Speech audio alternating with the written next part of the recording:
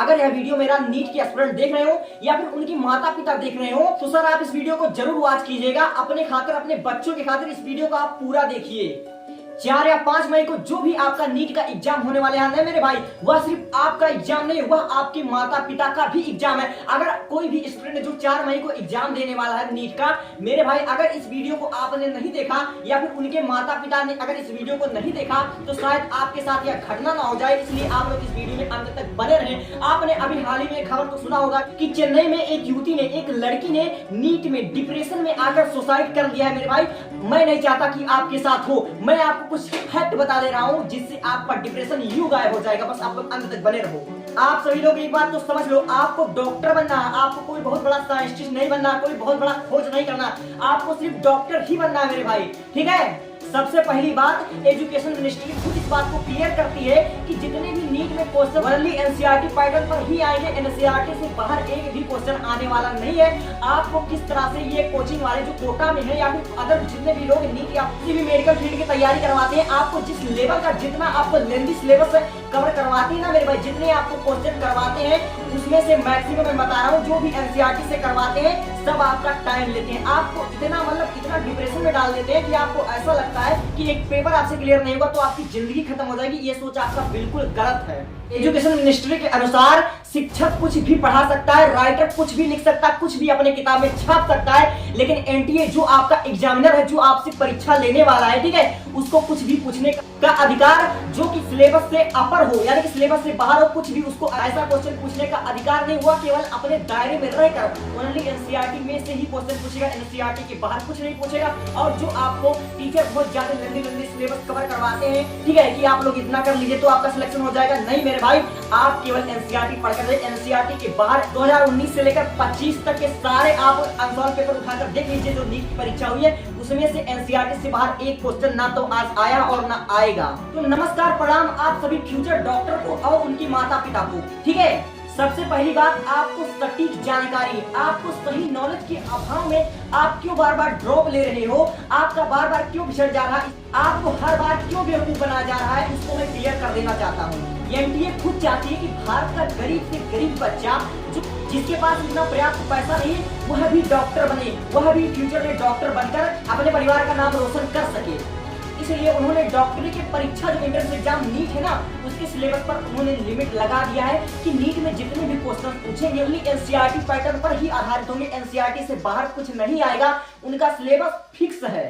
पूरे होशो हवास में कह रहा हूँ, नीट के परीक्षा के एक दिन पहले अगर आप ये काम कर लेते हो ना तो आपके सिलेक्शन के चांसेस 20 से 25% ज्यादा बढ़ जाएंगे, ये मैं गारंटी के साथ कह रहा हूँ। तो कहता है कि नीट जैसा एंट्रेंस एग्जाम केवल वही क्रैक कर पाता है जिसके सिलेबस पूरा हो, वही सिर्फ नीट क्रैक कर पाता है। यह कहना बिल्कुल गलत है, ऐसा बिल्कुल नहीं होता है, ठीक है। जिसका सिलेबस पूरा वही नीट क्रैक कर पाएगा और बाकी सब क्या करेंगे, जितने भी टॉपर होते हैं ना भाई, वो एक शॉर्टकट तरीके से पढ़ते हैं और एक शॉर्टकट तरीके से ही एग्जाम देते हैं, यह सच्चाई है। एनटीए की इतनी औकात नहीं कि आपको नीट क्रैक करने से वह रोक दे, बस ये काम कर लो। एज ए स्टूडेंट मैं आपका दर्द, आपका हालत अच्छी तरीके से समझ सकता हूँ क्योंकि मैं भी एक स्टूडेंट ही हूँ।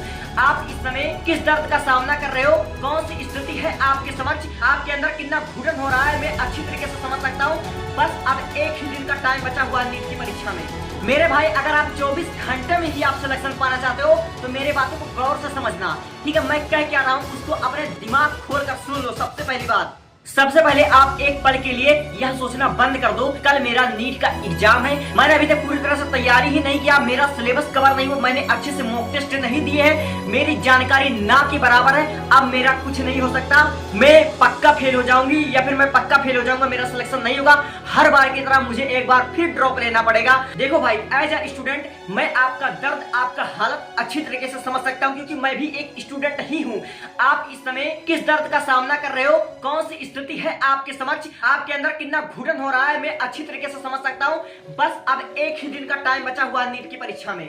मेरे भाई अगर आप 24 घंटे में ही आप सिलेक्शन पाना चाहते हो तो मेरे बातों को गौर से समझना।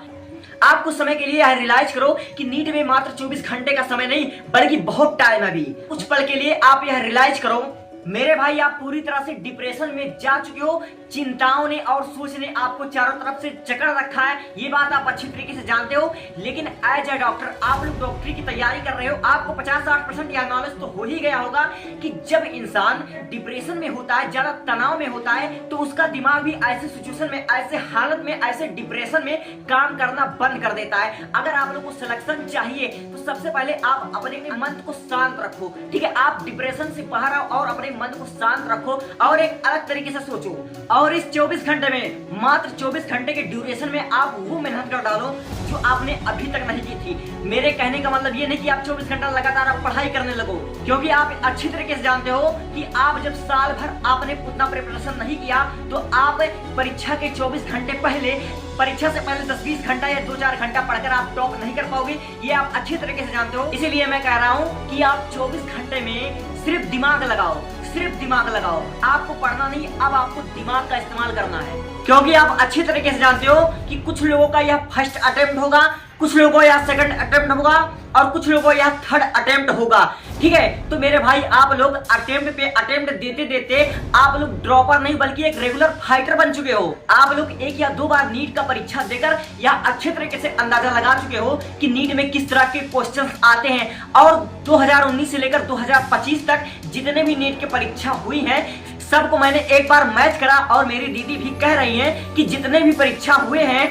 सब एक पैटर्न पे आते हैं और ओनली एनसीईआरटी पर ही आ रहे हैं। तो आपको अपने दिमाग का इस्तेमाल करके सिर्फ इनका पैटर्न, इनका एनसीईआरटी पैटर्न जड़ तक पहुंचना है, ठीक है। आप एक रात में अगर अपने मन को शांत रखकर अपने दिमाग के ज्ञानेंद्रियों को, अपने दिमाग के सभी घोड़ों को दौड़ाकर यह अंदाजा लगा लिया, अगर आप एक रात में, भगवान करे कि अगर आप इस टाइम तुक्का भी लगा रहे हैं तो आपका तुक्का अगर काम कर दिया, अगर आप ठंडे दिमाग से तुक्का भी लगाएंगे तो एग्जाम के एक दिन पहले ऐसा होता है कि जब हम बहुत बड़ी मुसीबत में होते हैं या भगवान हमको बहुत बड़ा दुख दे देता है तो उस दुख को देने से पहले हमको उस दुख को सहने भर की शक्ति भी दे देता है। इसीलिए जब हमारे सर पे अभी मुसीबत है तो इस समय जो हम पढ़ेंगे, जो तुक्का लगाएंगे ना दोस्त, वह हमारे दिमाग में बैठ जाएगा और इस वक्त हमारा दिमाग सबसे ज्यादा एक्टिव होगा। लेकिन एक्टिव कब होगा? जब आप अपने दिमाग को शांत रखोगे। मेरे कहने का मतलब 100 की सीधी बात, नो बकवास। आप लोग इस समय ये मत सोचिए कि मेरा सिलेबस कवर नहीं हुआ, मेरी तैयारी उतनी अच्छी नहीं है, मैंने अच्छे से मॉक टेस्ट नहीं करा है।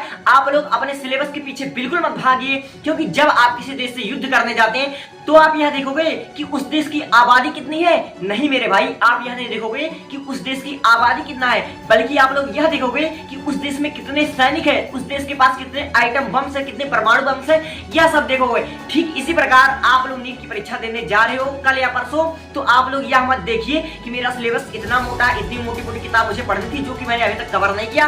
आप लोग बस यह देखिए, आप लोग अनुसार पेपर लेकर बैठ जाइए। पिछले 40 वर्षों का आप लोगों के पास होगा, लेकिन आपको अब 40 वर्ष की देखने की जरूरत नहीं है, क्योंकि एनटीए ने 2019 में जो अपडेट किया था वही अपडेट अभी तक मतलब वह जारी है। घुमा फिराकर उसी पैटर्न पर आज तक क्वेश्चंस आ रहे हैं। तो आप ज्यादा नहीं, बस आप 5 साल के जितने भी एनसीईआरटी क्वेश्चंस आए हैं या फिर एनसीईआरटी बेस पर उस पैटर्न के क्वेश्चंस आए हैं उसको आप मैच कीजिएगा और अपना दिमाग लगाइएगा कि इस बार 2025 में किस टाइप के क्वेश्चन आ सकते हैं। और ऐसे में आपका दिमाग बहुत काम करेगा अगर आपके द्वारा तुक्का ही लगाए हुए या कुछ भी कह लीजिए इस समय जो आपका दिमाग लगाए में से अगर 180 क्वेश्चन में से 7-8 क्वेश्चन भी आ जाता है ना मेरे भाई, तो 7-8 क्वेश्चन का मतलब 28 से 32-35 नंबर आप आगे निकल जाओगे।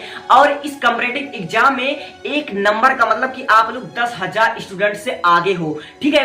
जिसको जिसको लगता है कि नीट का परीक्षा सब कुछ है, अगर मैं डॉक्टर नहीं बन पाया तो मेरे जीने का कोई मतलब नहीं है, मैं कुछ नहीं कर पाया तो क्या दिखाऊंगा अपने पेरेंट्स को।